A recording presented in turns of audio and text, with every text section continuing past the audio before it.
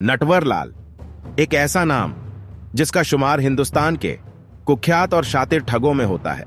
ठगों और जालसाजों की दुनिया में जिसका नाम न सिर्फ बड़ी इज्जत के साथ लिया जाता है, बल्कि इस पेशे से जुड़े लोग इसे अपना रोल मॉडल भी मानते थे। नटवर लाल का जन्म सन 1912 को बिहार के सीवान जिले के बंगरा गांव में हुआ था। मां बाप ने तो इस बच्चे का नाम मिथिलेश कुमार श्रीवास्तव रखा था, लेकिन मिथिलेश ने अपनी जवानी से बुढ़ापे तक का सफर तय करते हुए तकरीबन 50 से भी ज्यादा नामों का इस्तेमाल किया, और इनमें सबसे ज्यादा मशहूर होने वाला जो नाम था वो था नटवर लाल। और ये वही नाम था जो न सिर्फ बिहार बल्कि उत्तर प्रदेश, मध्य प्रदेश और दिल्ली की सरकारों के लिए सर दर्द बना हुआ था। तो चलिए दोस्तों, आज आपको रूबरू कराते हैं हिंदुस्तान के सबसे बड़े ठग नटवर लाल की दिलचस्प कहानी से।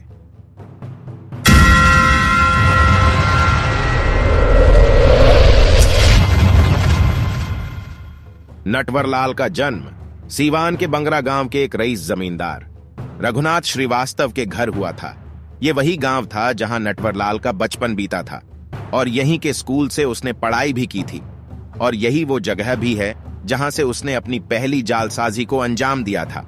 दरअसल हुआ कुछ यूं कि एक बार मिथिलेश को उसके पड़ोसी सहाय ने उसे बैंक ड्राफ्ट जमा करने के लिए भेजा। वहां जाकर मिथिलेश ने सहाय के सिग्नेचर को हूबहू कॉपी किया और उसके अकाउंट से धीरे धीरे 1000 रुपए उड़ा दिए। बैंक से 1000 रुपए निकालने की खबर जब बाप को मिली तो उसने मिथिलेश की जमकर पिटाई कर दी। इस पिटाई से वो इतना गुस्से में आ गया कि अपने घर से भागकर सीधा कलकत्ता पहुंच गया। वहां पहुंचकर वो सेठ केशव राम जी नाम के व्यक्ति के बेटे को ट्यूशन पढ़ाने लगा, और साथ ही खुद भी पढ़ाई करके कॉमर्स में ग्रेजुएशन करने लगा। एक दिन मिथिलेश ने सेठ जी से कुछ पैसे उधार मांगे, जिसे सेठ ने देने से मना कर दिया। सेठ के मना करने से मिथिलेश इतना चिढ़ गया कि उसने रुई का बिजनेस करने के नाम पर सेठ से 4.5 लाख रुपए ठग लिए। बस यहीं से वो अपने ठगी के काम को आगे बढ़ाता चला गया। उसकी खासियत ये थी कि वो जिस शहर में ठगी करता उसे फौरन छोड़कर एक नए शहर में शिफ्ट हो जाता था, और फिर एक नए नाम के साथ नए काम को अंजाम देता। इस तरह उसने कई शहर और कई नाम बदले। उसने सैकड़ों लोगों को चूना लगाया, और इस दौरान 50 से भी ज्यादा नकली नामों का इस्तेमाल किया, जिनमें एक नाम नटवर लाल सबसे ज्यादा मशहूर हुआ। वो उपन्यासों और किताबों से लोगों को ठगने के नए नए आइडिये और न्यूज़पेपर्स पढ़कर अपने शिकार को ढूंढता था। नटवर लाल दिमाग का इतना तेज था कि वो उसमें जो भी प्लान स्टोर करता उसके फेल होने का कोई चांस न होता, और वो उसे आसानी से अंजाम भी दे देता था। और इसी प्लानिंग के तहत उसने 3 बार ताजमहल, 2 बार लाल किला और एक बार राष्ट्रपति भवन और संसद भवन तक को बेच दिया था। दरअसल नटवर लाल मशहूर हस्तियों के सिग्नेचर कॉपी करने में माहिर था। फिर नकली डॉक्यूमेंट्स बनाकर कई दिनों तक उस जगह के आसपास घूमता रहता था जिसे उसे बेचना होता। अपने आप को सरकारी अधिकारी और राष्ट्रपति का खास आदमी बताकर अक्सर वो मालदार और पैसे वाले विदेशियों को अपना शिकार बना देता और उनसे मोटी रकम ऐंठ लेता था। नटवर लाल की वेशभूषा और बातचीत के ढंग से किसी को उस पर शक भी ना होता था, और लोग उसे सरकारी अधिकारी समझकर उसके जाल में फंस जाते थे। इसी तरह उसने एक दिन देश के पहले राष्ट्रपति डॉक्टर राजेंद्र प्रसाद के फर्जी हस्ताक्षर करके संसद भवन को भी बेच दिया था। हैरानी की बात तो यह है कि जिस वक्त नटवर लाल ने संसद भवन बेचा, उस वक्त सारे सांसद वहां मौजूद थे। इसी तरह वो देश के बड़े बड़े उद्योगपतियों और दुकानदारों से बड़ी संख्या में सामान लेकर उन्हें नकली चेक और डिमांड ड्राफ्ट के थ्रू भुगतान करता था।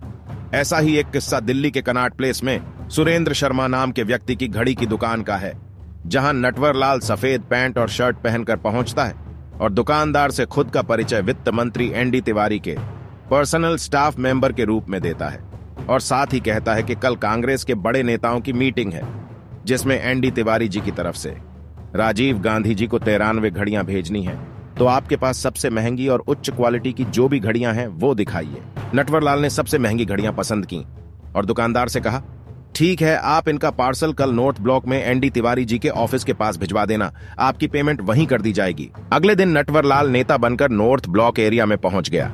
दुकानदार के दोनों आदमियों से उसने घड़ियां ली और बदले में उन्हें एक बैंक ड्राफ्ट दे दिया, और दोनों आदमियों को ऐसा दिखाया जैसे वो एनडी तिवारी के ऑफिस में जा रहा है। जब दोनों आदमी वहां से चले गए तो नटवर लाल भी गायब हो गया।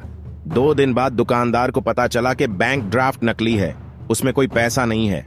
इसी तरह कभी वित्त मंत्री वीपी सिंह तो कभी यूपी के सीएम के नाम से वो अलग अलग शहरों में लोगों को चूना लगाता रहा।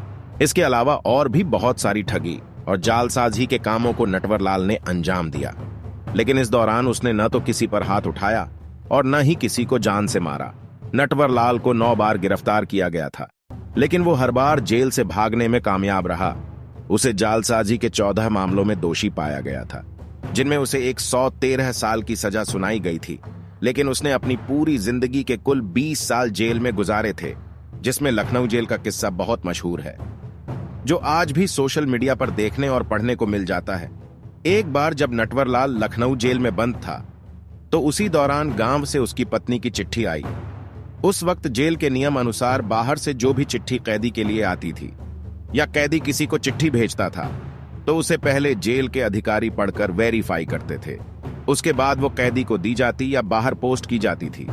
कई चिट्ठियां आने के बाद भी नटवरलाल ने किसी का जवाब नहीं दिया था, क्योंकि उनमें अक्सर पैसे की तंगी या खेती बाड़ी का ही जिक्र होता था, और यह भी लिखा होता कि खेतों में कोई हल चलाने वाला नहीं है, जमीन पड़े पड़े बंजर हो रही है। अगली चिट्ठी भी जेलर ने पढ़कर नटवरलाल को दी और कहा, तुम किसी चिट्ठी का जवाब नहीं देते हो, तुम्हें जवाब देना चाहिए। नटवरलाल ने कहा, ठीक है, मैं जवाब देता हूं। उसने अपनी पत्नी को एक खत लिखा और डाक खाने में डालने के लिए भेज दिया। जब जेलर ने उस खत को पढ़ा तो उसमें लिखा था, मैंने खेत में जेवर और रुपए गाड़ रखे हैं, उसे निकालकर अपनी जिंदगी अच्छे से बसर करना। खत पढ़ते ही जेलर के कान खड़े हो गए। उसने इसकी इत्तला लोकल पुलिस को दी। लोकल पुलिस फौरन खेत में पहुंची और खुदाई शुरू कर दी। पूरा खेत खोदने के बाद भी पुलिस को कुछ न मिला और उसे खाली हाथ ही लौटना पड़ा। अगले दिन नटवरलाल ने एक खत और लिखा, जिसमें लिखा था, पूरे खेत में हल चल चुका है, अब तुम बीज डालो और फसल उगाओ। मैं जेल में रहकर तुम्हारी इतनी ही मदद कर सकता था। खबर बढ़ते ही जेल के अधिकारियों को हंसी और गुस्सा दोनों ही आया। यह किस्सा आज भी लखनऊ जेल में रिकॉर्डेड है। हालांकि दुनिया भर में नटवरलाल बदनाम था, लेकिन अपने गांव के लोगों के लिए वो किसी हीरो से कम नहीं था। उसके गांव वाले आज भी उसकी तारीफ करते नहीं थकते और उसे प्यार से मिस्टर नटवरलाल या रॉबिन हुड कहकर बुलाते हैं। उनका कहना है कि नटवरलाल अपनी कमाई का एक बड़ा हिस्सा गरीब गांव वालों पर खर्च किया करता था।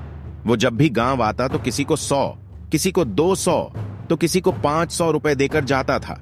वो हमेशा उनकी मदद किया करता था और यही वजह है कि गांव वाले उसका बहुत सम्मान करते हैं। गांव में उसके नाम पर स्मारक भी बनाया हुआ है। नटवरलाल ने ठगी में अपना नाम इतना आगे बढ़ाया कि उस वक्त जितने भी फ्रॉड और जालसाज मुजरिम थे, वो नटवरलाल को अपना आदर्श और रोल मॉडल मानते थे। बॉलीवुड में तो नटवरलाल पर मूवीज भी बन चुकी हैं, जिसमें सुपरस्टार अमिताभ बच्चन और दूसरी में इमरान हाशमी ने उसका रोल प्ले किया था। नटवरलाल को आखिरी बार 1996 में 84 साल की उम्र में गिरफ्तार किया गया था। उस वक्त वो बहुत बीमार था, जिसके लिए वो व्हीलचेयर का इस्तेमाल करता था और बिना किसी सपोर्ट के न खड़ा हो पाता था और ना ही बैठ सकता था। अदालत से सजा होने के बाद जब 24 जून 1996 को उसे कानपुर से दिल्ली एम्स इलाज के लिए लाया जा रहा था, उस वक्त उसके साथ 2 हवलदार, एक डॉक्टर और एक सफाई कर्मचारी की टीम थी। लेकिन वॉशरूम जाने के बहाने वो इन सबको चकमा देकर फरार हो गया और वहां सिर्फ व्हील चेयर पड़ी रह गई, जिसके बाद दोनों हवलदारों को सस्पेंड कर दिया गया। और यही वो दिन था जब आखिरी बार पुलिस ने नटवरलाल को देखा था। हालांकि नटवरलाल के वकील ने सन 2009 में अदालत में ये कहते हुए एक अर्जी डाली थी कि नटवरलाल की मृत्यु 25 जुलाई 2009 को हो चुकी है, इसलिए उसके खिलाफ लंबित सभी केस खारिज कर दिए जाएं। और गोपालगंज में रहने वाले नटवरलाल के छोटे भाई गंगा प्रसाद का भी यही कहना था कि नटवरलाल का अंतिम संस्कार रांची में कर दिया गया है। लेकिन आज तक इसके पुख्ता सबूत या सरकारी दस्तावेज किसी को नहीं मिल सके।